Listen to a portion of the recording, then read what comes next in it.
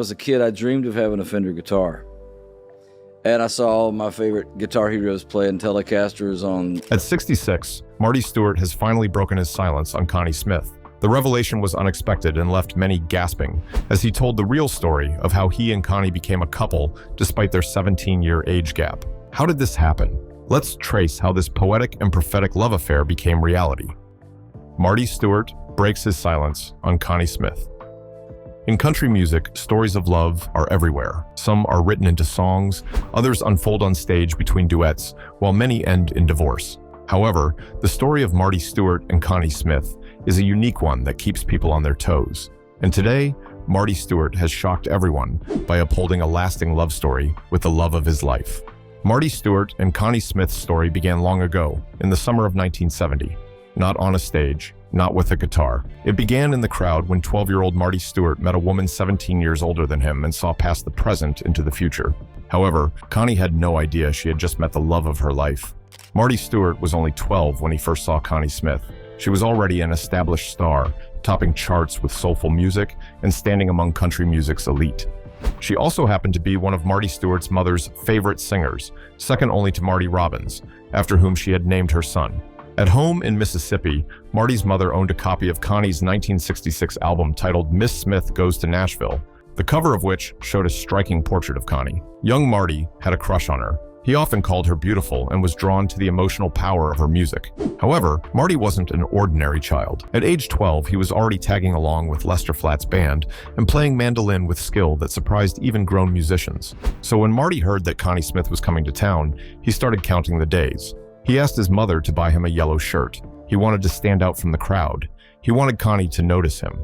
On the day of the concert, Marty, his sister, and his mother went to see Connie perform live at the fairground in Philadelphia, Mississippi, Marty's hometown. As he stood in the crowd watching her sing, something moved in his heart. Marty decided he was going to marry Connie Smith. After the show, Marty got his picture taken with Connie and also got her autograph. However, he didn't end there. Just as Connie Smith was preparing to leave, he borrowed his mother's camera and rushed over to the car where Connie was seated.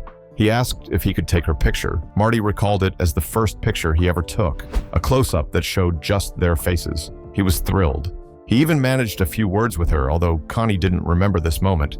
To her, he was just another fan, but fate had something different planned.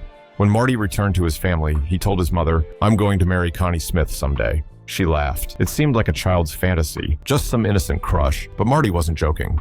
How could a boy 17 years younger than Connie Smith, already a mother, already married, ever hope to marry this beautiful, established star? While everyone thought Marty's words were nothing, he meant every one of them, and he held onto it. It turned into a quiet commitment he carried in his heart for decades, even as life moved on for both of them. Thus, the impossible dream turned into something far more serious. The beauty of this story lies in how what seemed impossible turned real. A hidden miracle. Marty Stuart's childhood dream of marrying Connie Smith came true as some unexpected events happened that led to this extraordinary union. Before we go into how it all unfolded, let's take a closer look at Marty Stuart's early life to understand why this union is often called a miracle. Marty Stuart was born on September 30th, 1958 in Philadelphia, Mississippi. Raised primarily by his mother, he picked up the guitar and mandolin as a child. By age 12, he had already joined a gospel group called the Sullivans. His gift and grit opened doors. Soon after, through a friend named Roland White, Marty was invited to play alongside country legend Lester Flatt at a concert in Delaware. What began as a one-night chance turned into something long-lasting. Marty became a regular member of Flatt's band, touring with them until Flatt retired in 1978.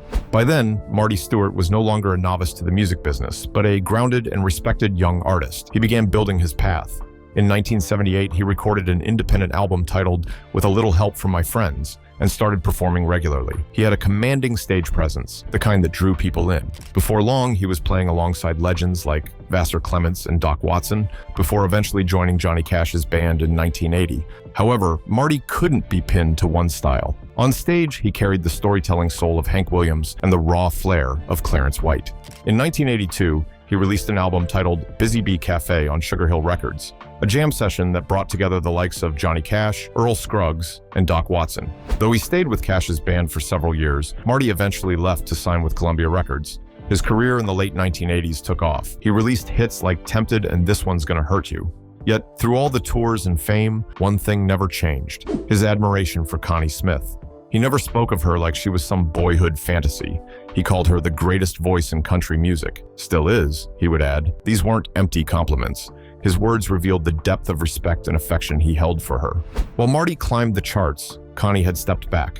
In the late 1970s, she left the spotlight to focus on raising her 5 children from her previous marriage. She also turned inward, redirecting her energy toward her faith and embracing gospel music. However, despite her retreat from fame, she had already confirmed her legacy. Connie Smith was the first female country artist to reach #1 on the Billboard chart, and she stayed there for 8 straight weeks. It was an achievement unmatched for years. While the industry moved on to new voices, Marty kept her music alive. He collected her records, he studied her phrasing, he mentioned her in interviews whenever he could. When he spoke about her, it was always in the present tense. She was never a name of the past. She was still the woman he admired. Even though Marty met and worked with countless artists, Connie remained his center. In an interview, he once said Connie had always been there with him, even when she wasn't singing, even when she didn't know it. Later, it came to light that Marty had kept an old photograph of her, one from the 1960s, tucked carefully inside his guitar case. He carried it with him, always. However, Marty married Cindy Cash, Johnny Cash's daughter. Unfortunately, the marriage didn't last. They divorced a few years later. The divorce marked the beginning of something new. In the 1990s, Marty Stuart was now one of the top country music stars in the world, continuing in Connie Smith's legacy. However, he had made a name for himself and was now admired by many and respected by all. Even Connie Smith had heard of him, though they hadn't crossed paths in years. He had become the new face of the country's rich legacy. Despite all the admiration Marty had shown her over the years, despite his quiet hope that she would return to the spotlight, Connie stayed away. The demands of being an iconic music star were too much, especially for a mother raising young children. Instead of trying to keep up with the industry, Connie moved away from the spotlight and focused on her children and her faith. She stopped attending shows and singing in them, instead singing in gospel circles. She lived quietly away from the spotlight. Marty Stuart and Connie Smith's love story. Marty Stuart looked forward to seeing Connie Smith, as he hadn't been able to as she stepped away from the music industry. However, one day an opportunity presented itself. Their first meeting was memorable during an annual event. It felt like a dream come true, and Marty Stuart couldn't hold himself. He was excited to see her. They talked about music. He shared his views with such depth and care that Connie found herself taken by his perspective on music. Soon again, they met at the Grand Ole Opry. This time, Connie asked him if he would like to work with her on a song. Marty didn't hesitate. To him, it wasn't just a collaboration, it was a dream fulfilled. That meeting sparked something beautiful. They wrote music together. Connie later revealed in an interview that they had written over 40 to 50 songs. Working side by side brought a rhythm and closeness that went beyond harmonies. Marty found himself thinking about Connie all day. He enjoyed their meetings and didn't want each session to end. Her presence brought him peace, and he wanted to have her over again, although he didn't tell her. He was in love with Connie Smith, but he was nervous. He didn't know how she would react if he told her how he felt. Yes, he was no longer a boy, but he was still 17 years younger. He wondered if that difference still mattered to her. One evening, he sat with his mother and told her everything: his feelings for Connie, his fears, and the hope he still carried. This time, she didn't laugh. Instead, she looked at him and urged him to tell Connie. Then, one day, an opportunity presented itself in a grocery store.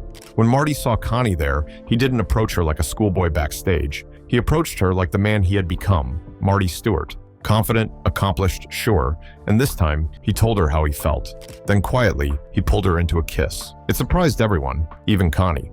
People questioned whether she would truly give this relationship a chance. Connie Smith was hesitant to accept Marty Stuart's proposal to date.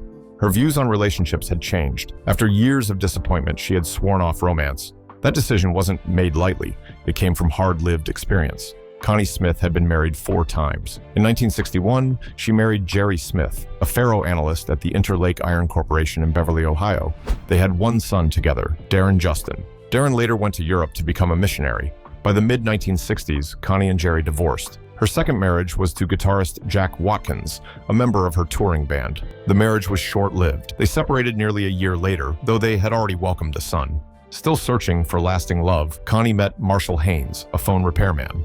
They married in the 1970s, and it felt different. Haynes frequently toured with her, and they built a life together. The couple had 3 daughters, and their marriage lasted nearly 2 decades. Unfortunately, by the early 1990s, they too divorced. After that, Connie Smith said she was done with marriage. No more chances, no more vows. She wanted peace of mind, not another emotional gamble. Who could blame her? By then, she had lived through heartbreak and felt no urgency for public affection. Her faith was her foundation. Emotional stability meant more to her than fleeting affection or external attention. If Marty Stuart wanted her heart, he would have to earn it with more than love songs and sweet words. And he did. Marty understood her past. He respected her pace. Despite all that stood against them, the years between them, the difference in life stages, he remained steady. He didn't chase her like a fan. He loved her with patience, with quiet loyalty. It was never loud. It was always clear. Though Connie once said she would never marry again, on July 8, 1997, she married someone few had expected, her longtime admirer and producer, country artist Marty Stuart. For Marty, it was a childhood dream fulfilled. The boy who once wore a yellow shirt to her concert had now become her husband. Their wedding was private, quiet, and deeply personal, with no press releases, no magazine spreads. Few in the industry even knew it had happened at first. When the news finally came out, some eyebrows were raised. Connie was 55, Marty was 39. The age gap stirred public interest, not because of the difference itself, but because the woman was older. In a world where older men marrying younger women barely raises a question, their union reversed the script. People talked, reporters asked, but Marty and Connie didn't explain or defend. They simply continued being themselves. In an interview, Marty dismissed the concern entirely. He said the age difference never mattered. He had loved her since he was a kid, and in his eyes, she was still as beautiful as the day she first walked on stage. To them, it was never about years. It was about experience. The industry had shaped both. Both had seen fame and loneliness. Both had held on to faith, and in each other, they found steadiness, warmth, and peace. Their love wasn't flashy. It wasn't sudden. It was real. It had been building quietly over 3 years of courtship. Their relationship grew not in headlines, but in small moments, in church pews, in rehearsals, in quiet conversations. Those close to them could see it. It was different. When Connie was asked why, she said she saw something in Marty that no one else saw. Most of all, she appreciated that he never tried to control her. Despite being her producer, Marty never pushed her to re-enter the spotlight. He didn't ask her to relive her chart-topping years or reshape her sound. He didn't try to manage her comeback. Instead, he gave her room to rest, to choose, to return if she wished. And she did, on her terms. Connie Smith returns to the spotlight. Marty Stuart and Connie Smith's life together was built on mutual love and trust. They respected each other's space and treated each other gently. Marty continued to tour, work on his preservation projects, and defend the legacy of traditional country music. Connie stayed rooted at home. She still sang occasionally in gospel settings, but recorded only when she felt moved to. When she was ready to return to the studio, it was Marty who produced her new record, but not to steer her sound. His goal wasn't to mold her voice, but to frame it as it was. Maybe that was the heart of their bond. They didn't rescue each other from obscurity or heartbreak. They made room for each other's truths. For Marty, the fulfillment of that childhood vow wasn't about conquest. It was about becoming the kind of man who deserved it. For Connie, the surprise wasn't that a boy once promised to marry her. It was that someone finally came along with nothing to prove and nothing to fix. Their love didn't follow the rhythms of industry trends. It followed something quieter, something lasting, but the story didn't end there. After their marriage, Marty Stuart and Connie Smith chose not to rush into the spotlight with glittering duets or grand reunion shows. Their fans waited. Many expected Connie to return with a powerful country record, maybe a duet album with her new husband. After all, the last time she had released a full studio album of original material was in the late 1970s. For years, Connie had pulled back from commercial music. Aside from gospel performances, she remained mostly silent on the charts. But behind the scenes, something remarkable was unfolding. Instead of following industry pressure, Connie and Marty followed inspiration. Together, they crafted an album titled simply Connie Smith. It was a thoughtful collection of new songs written by both Connie and Marty. Stuart produced the album not to control her vision, but to let her voice shine through with all its soul and wisdom intact. The record marked Connie's return to mainstream country after nearly 2 decades. After the release of her self-titled album, Connie Smith stepped back once again. Years passed. Then in 2011, she returned with a new country album titled Long Line of Heartaches. It too was produced by Marty Stuart, who took deliberate care to keep the sound unpolished by modern country trends. He didn't smooth the edges. He didn't add commercial shine. The album held to a sound that felt honest, lived in, and untouched. It featured works from revered songwriters like Harlan Howard and Costas, alongside songs written by Connie and Marty themselves. It felt like a comeback, but not one staged for attention. Connie didn't rebrand. She did not even try to use media tours or a public campaign to promote the album. She didn't need all of that to create a masterpiece, and she did create a masterpiece. One that slowly became the talk of the town and earned her numerous accolades. When Marty was busy receiving the praise for the success of the album and how he shaped the record to become what it was, he was busy basking in the pure joy of hearing Connie's voice ring out.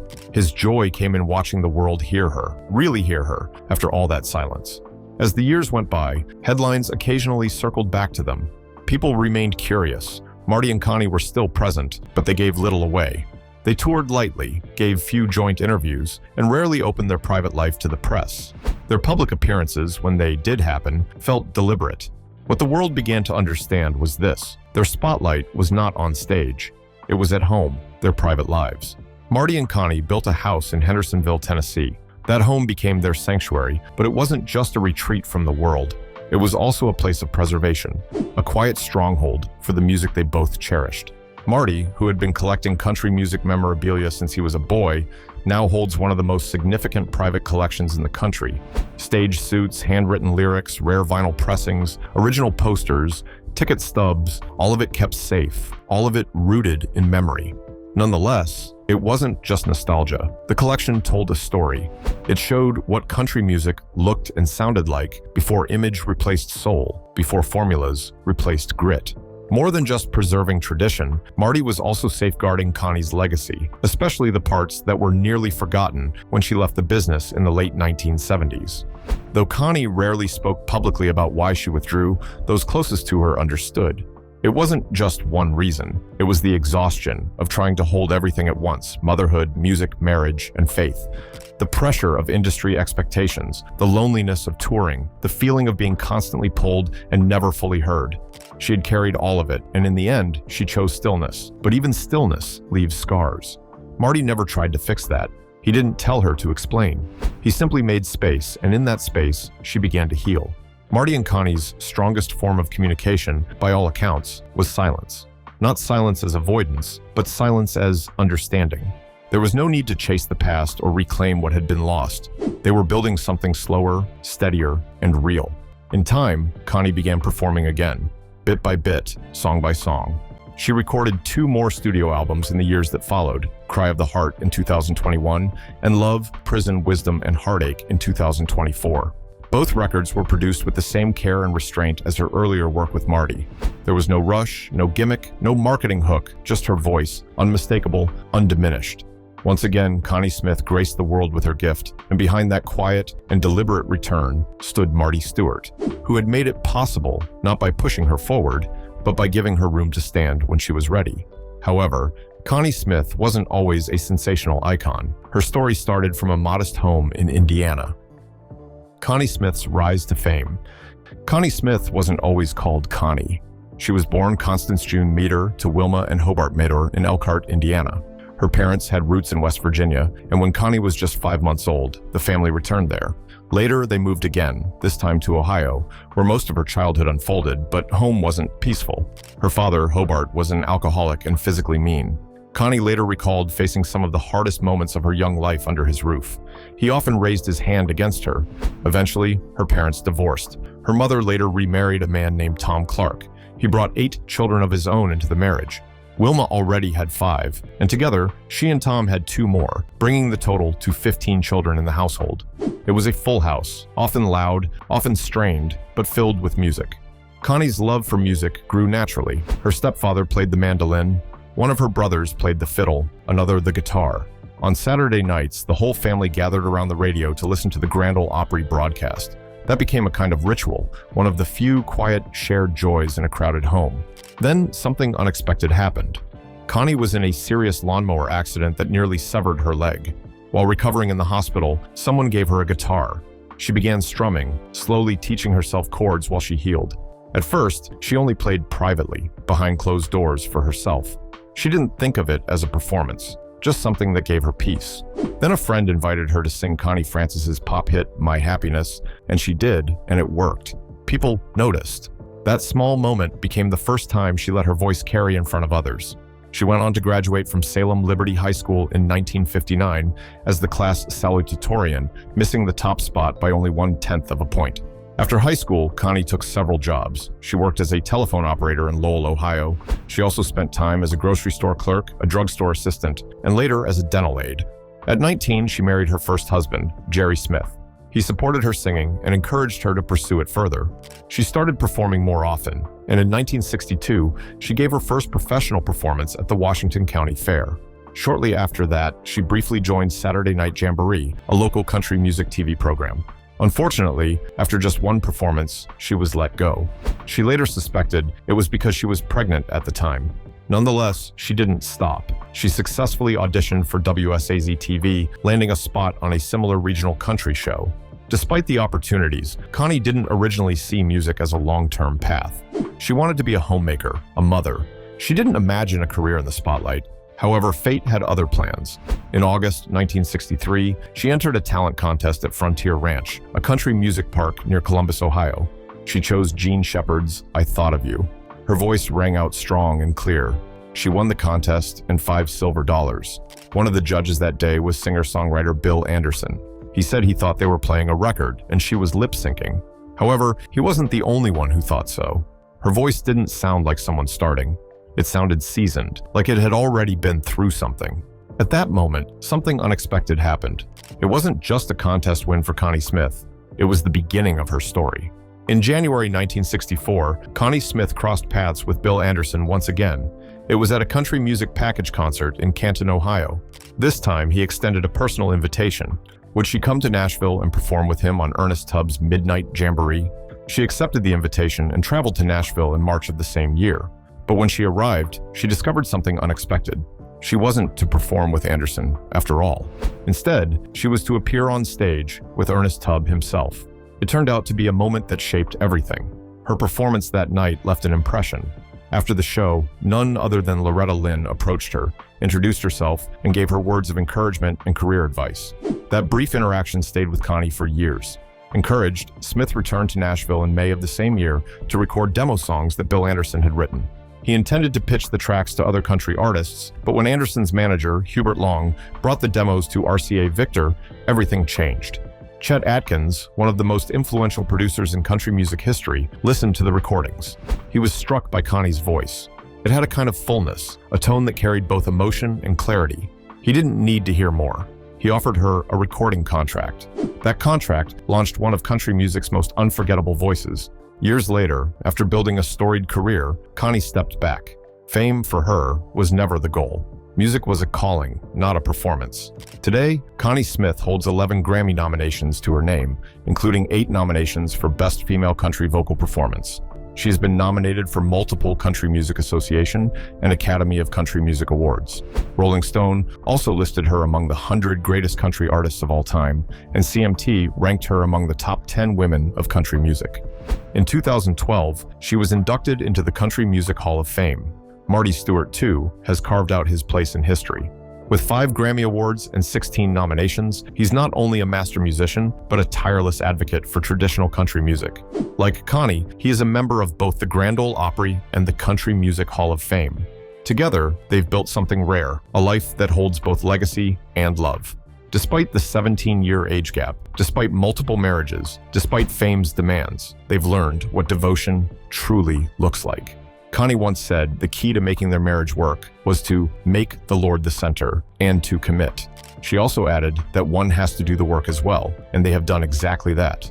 They've raised a family together. They have a son, Jesse Scott Stewart, and 5 children from Connie's previous marriages. Marty has stepped in as a father figure, and by every account, he loves each of them without distinction. Family is not a duty for him, it's a joy.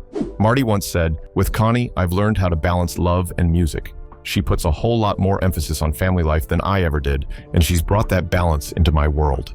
For decades, country music has been full of fleeting fame and frayed marriages. However, Connie Smith and Marty Stuart have built something that lasts. They've made love look steady, not theatrical, but quiet. Not rushed, but rooted. Together, they remain proof that love, real love, doesn't follow a script. It just shows up and stays. What do you think of Marty Stuart's words on Connie Smith? Share your thoughts in the comments. If you found this video interesting, like, share, and subscribe to this channel. Before you go, watch the other videos on your screen.